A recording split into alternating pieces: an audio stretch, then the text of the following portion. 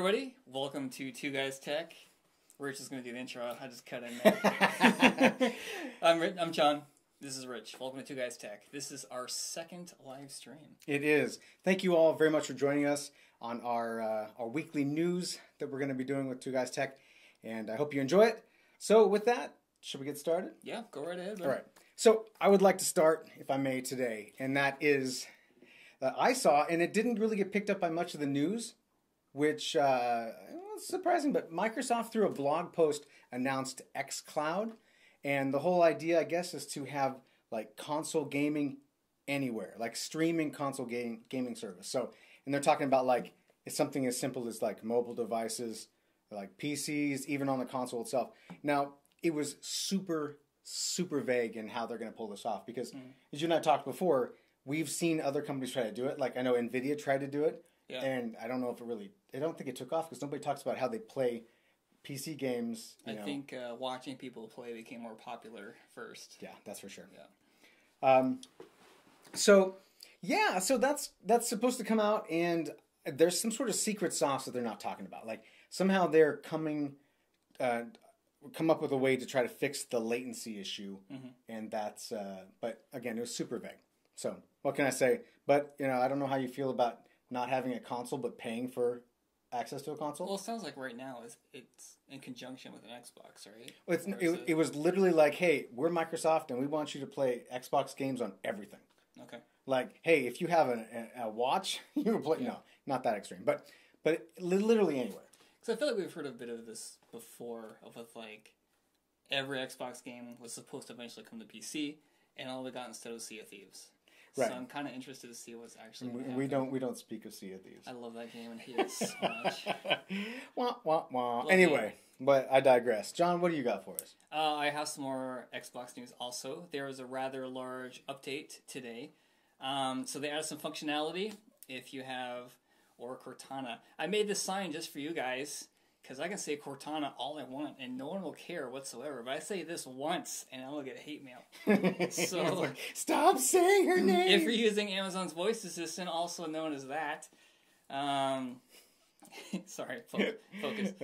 Poor camera's like, stop! So now with this, you can turn the volume up or down. Okay. Big whoop. You can launch games and apps. Okay. Again, big deal. My personal favorite, personally, is you can actually tell that. I'm going to stop waving that. You can actually tell it now that you can stream a service through Mixer. So you can say, so and so, I want to stream this. Or stop streaming. Do you think you could say stream Two Guys Tech? We are also streaming on Mixer. I really don't think that's going to work. So it's kind of a cool feature though, because you got your hands full, right? Sure. And there's only so many buttons on a controller. Yep. Yeah, but I mean, the problem with the A word, the assistant that John just threw, is that if there's a lot of noise in the room, she's not going to hear super well, right? Right. So I mean, you're gonna have a headset on. Oh, yeah, I didn't even think about that. You always have a headset on. So you just you're going to be screaming at it because the volume would be loud. It'd be like, volume up. So no, that's a good call because Alexa works great when you're by yourself and you're a cat. And you just said it. So hate good. mail. Sorry, everybody that has to John at twoguystech.tv. Yeah, they are. Right. I'm so close and I can. They're also adding Dolby Vision HDR streaming support, which will work with Netflix. But I feel like a majority of the streaming devices already have that, and this is just kind of Microsoft's thing like catching up. If you have an Xbox, we want this to be everything in your living room. But I feel like if you already own an Xbox and you're actually using it, it already is. So yeah, I mean, once I got a PC, which I converted from Mac to PC slowly, and I know. So before that, it was just Xbox. Like that was the sole thing in the living room, even if it had didn't have as much capabilities as these other devices. Right. But I mean, if you have a PC and a Chromecast, what else do you need? Right. So yeah, I mean, we'll see. Yeah, but going into too much detail. Sorry. Yeah, that's what I had to add to Microsoft. Cool. So I want to talk about. I'm going to stay really high level because I know a lot of our viewers aren't really super nerdy. But Intel had their 9th generation CPU announcement. Yep. Right. Yep. And so I want to talk quickly about the 9000 series, Core 9000 series. Mostly because, and I don't know if you're going to allude to some of the goofiness that's been happening after the announcement or not. No, please. I'm looking forward to this. Because I'm not going to talk a whole bunch, but so we'll just quickly talk about the ones that really relate to desktop computing. And that is they announced the Core i9 9900K, goes for $580, which is a ton of money. By the way, this is a CPU, goes into a computer. This is the little guy who does everything, right? This is the traffic cop. This is the processor. 8 cores, 16 threads, 3.6 gigahertz speed with a boost to 5 gigahertz. Mm-hmm. I know there's a big pause there, but I just want to point this out that this is the first desktop processor to just natively overclock to 5 gigahertz. Just think about that. Now that we've thought about that, and it's only really important to me, I'll move on. Okay, moving on. So then there's the i7 9700K, $400 at release, 8 cores, 8 threads. Now, they don't have hyperthreading turned on the i7s anymore. They turned it off. Really? So hyperthreading was a way to get, in some cases, multiple threads, which are things the processor does, done in a single clock cycle. And yeah, only the 9000 series now has hyperthreading. And lastly, the one you'll see more in your kind of the bargain computers, the i5 9600 is $280, 6 cores, 6 threads, 3.7 gigahertz, and 4.6 boost. I didn't mention the $400 for the i7, 3.6 gigahertz, the boost to 4.9, so close to 5. And the last thing I just want to point out is that they also released their list of extreme chips, because there was the extreme. Yeah. And I'm just point this out. It is the i9 9980 XE or extreme chip is 18 cores, 36 threads, 4.5 gigahertz for only a mere cost of $1,979. So what a steal! What a steal! Man, better pick that up now. And then they're like, "Hey, guess what? This is the most powerful computer you can get for playing games." So or the most powerful processor. I'm like, yeah, duh. Let's talk GPUs. And water is wet. And in another news, yeah. They also did released a bunch of Xeon processors, some Xeon processors that are actually more focused towards the desktop and the gaming side, which is a little bit new. But a lot of interesting news on the Intel side. Why no hyperthreading? I think it's really just to differentiate the processors. So push people towards that $580 price. But I'd like to see fancier packaging for that much money. Right. Have you seen the packaging that they do now? AMD and Intel both are oh, we really need to amp it up. So it used to be it just came in a cardboard box, and the cardboard box was good enough. And now, if you buy a Ryzen and you buy the high end Ryzen, it comes in this giant foam box. It looks it's the box is as much of an experience as the processor is. And then Intel comes out with this dodecahedron translucent blue thing. I'm how many of those are going to stack on a shelf, right? So I feel like most of us that build a computer Now, I just did see right before we were talking about moving towards being on the show that there's some fishy stuff with Intel's benchmarking, because they made some major claims. Did you do any more reading onto it? But it sounds like it's just they tried to make the AMD competitor that they were competing against or testing against is neutered and as weak as possible so they could look really good against it. And it sounds like that's a bit of hooey. But it'll bear out more as time goes on with that, because you just never know. It's all of those numbers, all that stuff is always marketing, right? Exactly. If you play games, buy an i7. If you have a lot of money, buy an i9. If you have too much money, then buy the extreme. But at any rate, so what do you got next? Going down along processors, I guess. Speaking of games, we're going way down. Way down. We're talking Borderlands. No, this is not Borderlands 3. Borderlands is coming to VR. However, it is only for the console and PlayStation 4 being that console.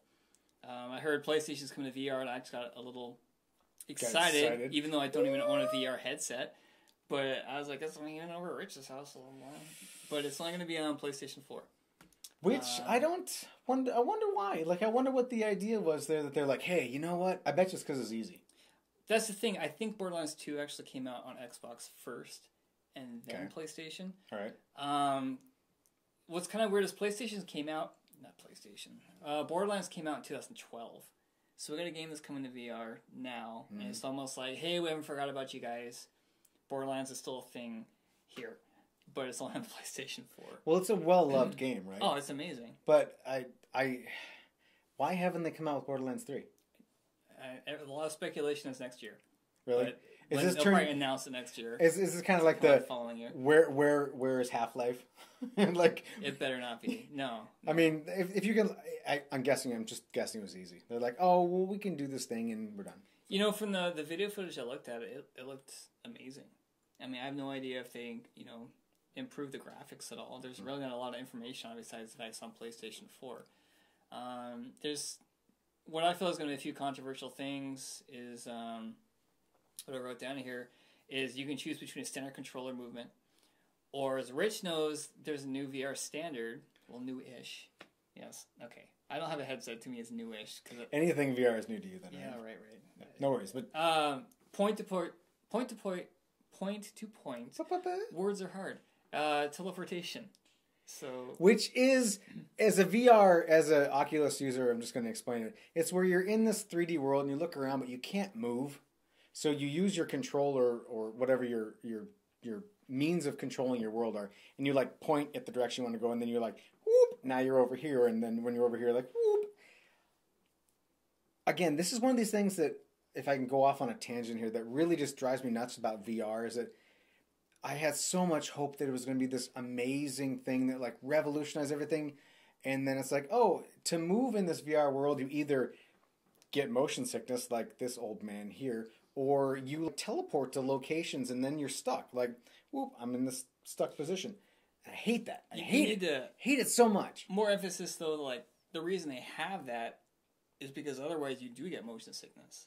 Right. Like, yeah, well, I mean, for most people, I guess it's not really necessarily a big issue. But for me, if I'm not going front or back or up or down, if I slide like left or right, I'm just like instantly like, it sucks. And Borderlands is really fast paced. Like, really fast paced. I just don't understand how, like, a shooter, you can just, like, treat it all of a sudden like it's Myst from, like, well, you're right. That's 1995 like, welcome to 2018 Myst, where you just jump between scenes. Like a Borderlands Myst crossover might be pretty awesome. I don't know.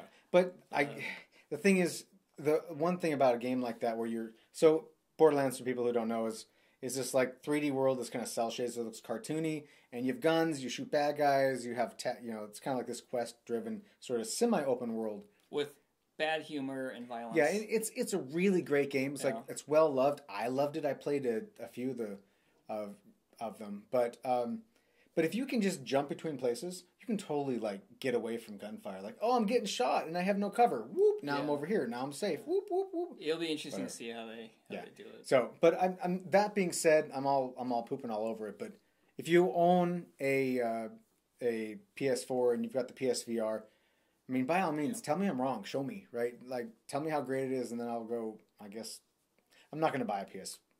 No, I'm just not going to have either. I'm sorry. So. All right.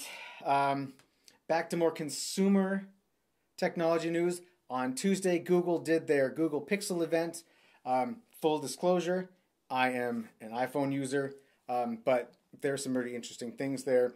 Google announced the Pixel 3, which apparently was just like all the leaked details. Like, sometimes leaks are like good and sometimes leaks are bad, but this was like literally everything that was in the leak was legit. So you Googled it and you found Google's stuff? Yeah, well, it wasn't that bad. So they released two versions. The Pixel 3 comes in a 5.5 inch, and the Pixel XL comes in a 6.3. The Pixel XL looks just like an iPhone 10, and I'm sure I'm going to get some hate for that because, I doubt it. I mean, it's pretty obvious. No, it's just got the notch, right? Yeah. Which there's an app where you can black it out. Well, just because it blocks the rest of it out. Yeah. The phone and the technology of the phone looked great. It has this thing that I wanted to talk about. Like Google I/O, they talked about this service that they call Duplex, and what it did is it was an AI system that Google came up with that would call places for you, like call a restaurant and book for you. This looks amazing. It's coming to the phone first. So if you buy a Pixel 3 when they ship, you just say, I want to eat at this restaurant, and it makes a phone call for you. A computer calls somebody, does a voice phone call, and says, it doesn't sound like it sounds like a human. It does not sound like a machine. It does, but it sounds like a kind of human. Like if you didn't have a warning. For our friends that work in the food industry, if you're like getting phone calls really quick, you'd be like, oh yeah, totally. This sounds like a person, because you wouldn't give it some thought. But if somebody called you and ordered flowers, and they're like, hi, I would like to buy a dozen roses, you'd be like, excuse me? Okay. But it sounds really cool. The thing can do stuff like, what are they saying? It can order get you a reservation at a restaurant, do all these other things. And it's supposed to be pretty smart. Is this really what we've come to? Where now would the computers make the phone calls for us? Before, you could just like ignore a phone call and just listen to voicemail. Now, you don't even have to talk to people. Your computer can just talk to somebody else for you. I feel like people would be more acceptable of it from like my side in the customer service industry if it was like, this is Google, instead of like trying to actively manipulate the conversation of like, hi, I am looking for a dozen roses. But it was still, I watched the demo, it is very impressive. And I was actually, I'm in the retail industry, and I got a phone call, and caller ID actually said Google on it. And they're like, hi, what are your store hours? And I'm like, wait. Really? So you actually got one phone call from it? I didn't tell you the story. No, that's great. Okay, so I had this conversation with a ton of coworkers, because like, Google called us. The Googles called us. And I'm like... The internet called you? Yeah, I'm like, you guys, wait. Because at the store I was working at the time, like, the hours have always been wrong. And I became a Google guy just to fix the hours. And regardless, the store they called the store. It said, on the caller ID, it said Google. Mm-hmm. And, but it was it the service, or was it a human being? Could you tell? That's the thing. I couldn't tell. You couldn't tell. But the fact that someone from Google was calling a store in Montana. Yeah, that's true. Yeah. Had to mean that doesn't make any that sense. it was a machine. Right? And this was before they announced it. What happens when somebody calls? Like, if I worked in like the service industry and I got all those calls, I'd be like, "Good afternoon, Rich's Roses," and the thing says, "Hi, I would like to." I'd be like, "No," just to see what it does, and they would just go, "Hi, I'd like to make it." No, Google's like, "I'm driving through a tunnel. Sorry." Hang up. Yeah, I don't know. It's interesting. Also, it has a thing where that they talked about with the duplex where. And I'm not sure if it's on the Pixels when it comes out, but it will answer phone calls for you, and it will screen calls for you. Yeah. So now you don't even have to hit the ignore button. You can just let a computer answer your phone call and take the information and then send it to you. And I blame like all of the phone calls we get to try to sell us crap that we've now come to the point where we don't even trust the telephone calls. We love the phones, we hate the phone calls. But anyway, just to add to that, yes. Apple recently had a patent to help with robocalls, which they're a little behind Google here because you have a robocall talking to a robocall, but just something to think about. That's Inception, robocall Inception. Right. There's a few more things they talked about at the Pixel event. A Pixel Slate, Google's coming out with another tablet that runs Chrome OS. Looks pretty nice. I don't know how anyone actually competes in the realm of the iPads anymore because Apple seems to have won. I see plenty of people with Android smartphones, but have iPads, and so maybe this is running a full Chrome OS, so maybe that gives you more of that Chrome desktop feature. But that's coming out. That's a 12.3-inch display, 8-megapixel rear camera, $600, and comes with YouTube TV for a whole three months. And last thing, and I gotta say, they came out with a new what they call a Google Home Hub, which is a Google Home Assistant with the display, and I bought it. I pre-ordered it, and I know, don't pre-order anything, but I did. So the Google Home Hub, the idea is that it, because most of my personal stuff is all based on Google. I mean, I think most of us actually are. So my email, my calendar, contacts, all that stuff is in there. So this system allows me better connectivity to that, even though I've got Amazon Echoes. Actually, Amazon Echo is my default smart home assistant. Yes, it is. Throughout the house. But it sucks. I have so many personal axes to grind about the fact that the big players like Google and Amazon and Apple, they will not work together as a matter of course. So, all of the Chromecast, all the TVs are Chromecast. And when I say, I want to say, hey, A-word, can you turn the TV on? And there's I don't know what you're talking about, right? Yeah. And because they just won't. Anyway, so it looks pretty good. It's a pretty big display when you're not using it. It shows you your day and the weather and all that kind of stuff. Mm-hmm. It's able to recognize voices. So if you've got a family and you've got like an 8-year-old like I have, you can talk to it and they will recognize the 8-year-old. And then the context in which it talks to you is based on those sort of things. I digress. It's $149. You can pre-order it now and it ships on October 22nd. And when it comes out, you can be guaranteed that I'm going to do an unboxing and review because I'm excited. So, and it comes with 6 months of YouTube Premium because that's what you need is to watch YouTube without advertisements on your 7-inch display. Speaking of which, I was going to add, like, what is your intended purpose, like, in the room? Is this going in the kitchen? Is it going next to your bed? That is a fantastic question, and it's TBD. I do not know where it goes. But that's the thing.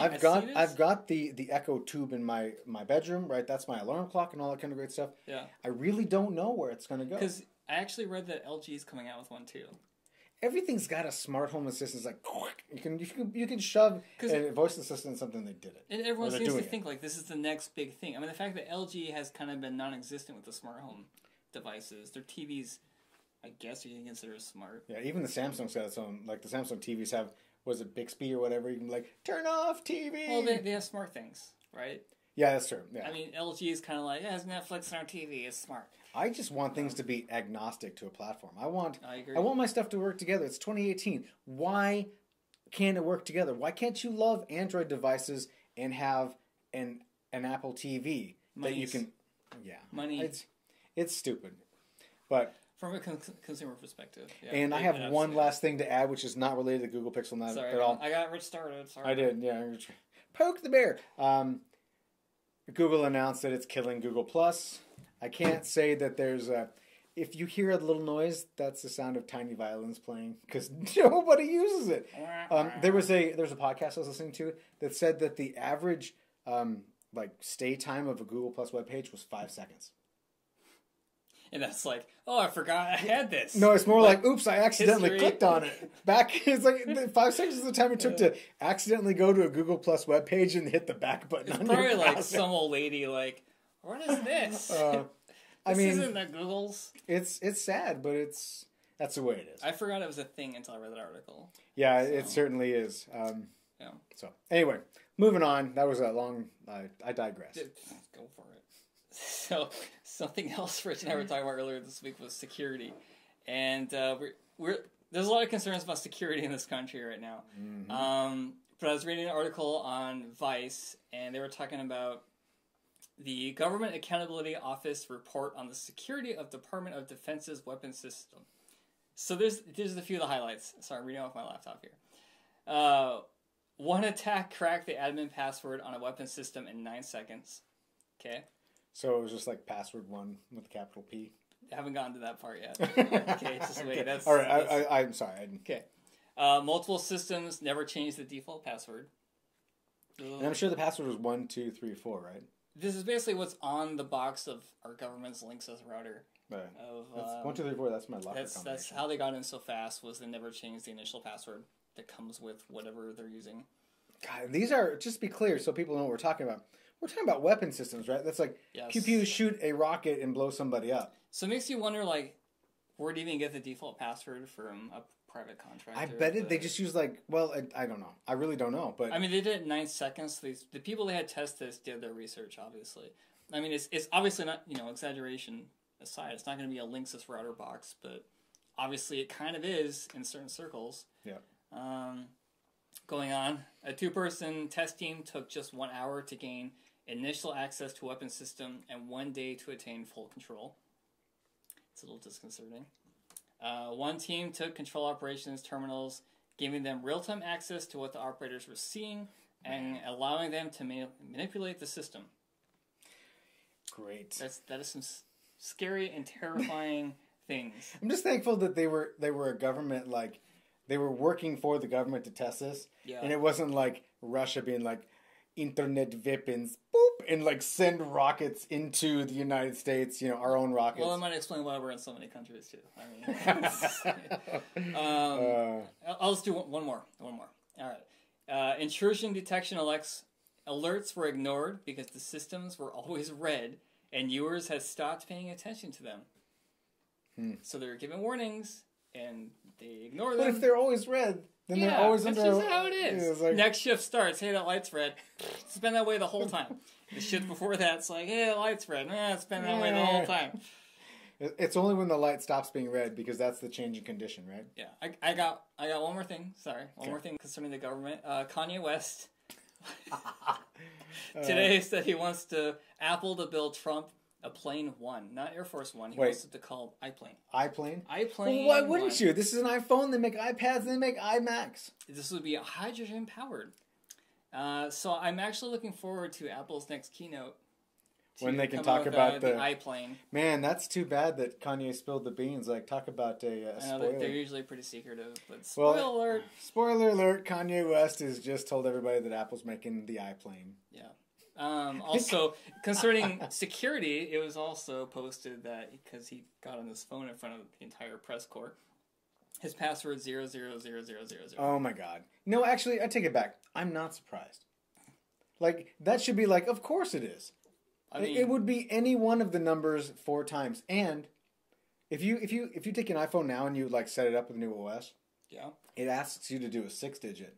Yes, it does. By default, not a 4-digit. Yeah. So that's the 4-digit is like considered like that's the least amount of security on your passcode as possible. Yeah. So he chose that. Like, if he could make it nothing, he would have probably did. Well, this isn't Spaceballs. I mean, what's worse than 1, 2, 3, 4? It's just that's my locker combination. Yeah, well, it shouldn't be a locker. What kind of idiot uses that as a locker combination? For your luggage! Oh my gosh. Anyway. All right.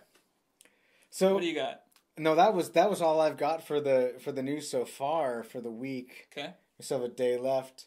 The only thing I guess I have to ask is, what are you playing computer game wise right now? All right, so my goals, even though today's my last day off, is to play Black Ops, which comes out tonight.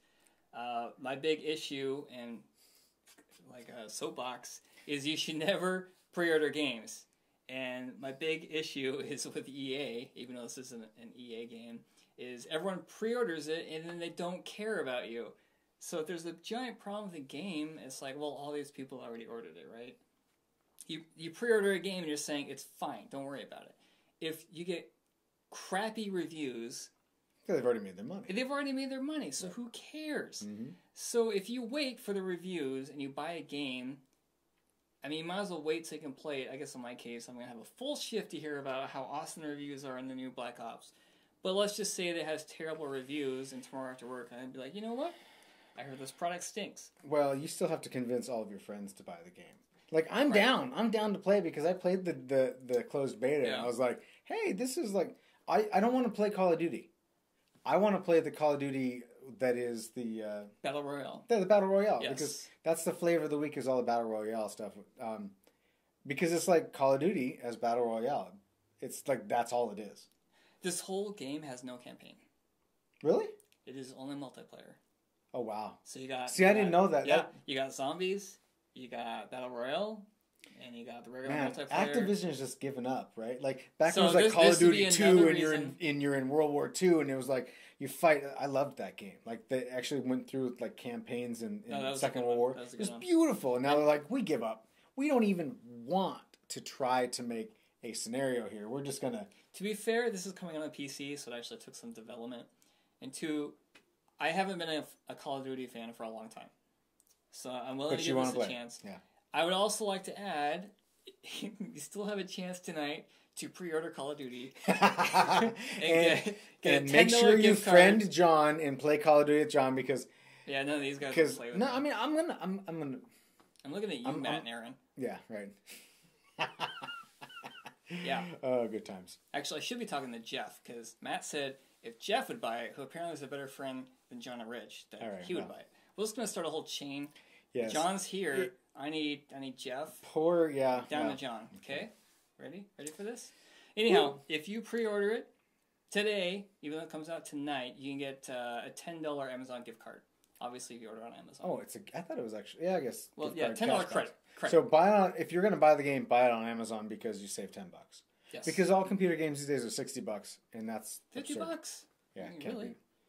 And I'm playing Ring of Elysium, which is... Well, I don't know if playing is the right word. I'm dying in these games, but whatever. Me too. But that game is free, ladies and gentlemen. It's fun. It's free to play. It's like, hey, let's snowmobile, Dad. It's like a snowmobile game with guns that you can't shoot. But you have a snowboard and you can do sick 360s and 540s and 1080s and math. Anyway, I think that's going to do it for us, ladies and gentlemen. I sure hope you enjoyed hanging out with us tonight. I know John and I really enjoyed it. We'll be doing this now every week, so check back next Thursday. We'll have some more news for you. Let us know what you think. Subscribe to us if you haven't subscribed to us. That really helps us out and keeps us making these videos. Let us know if there's things you would like us to cover as topics, and we hope to see you very soon. Thanks again for watching.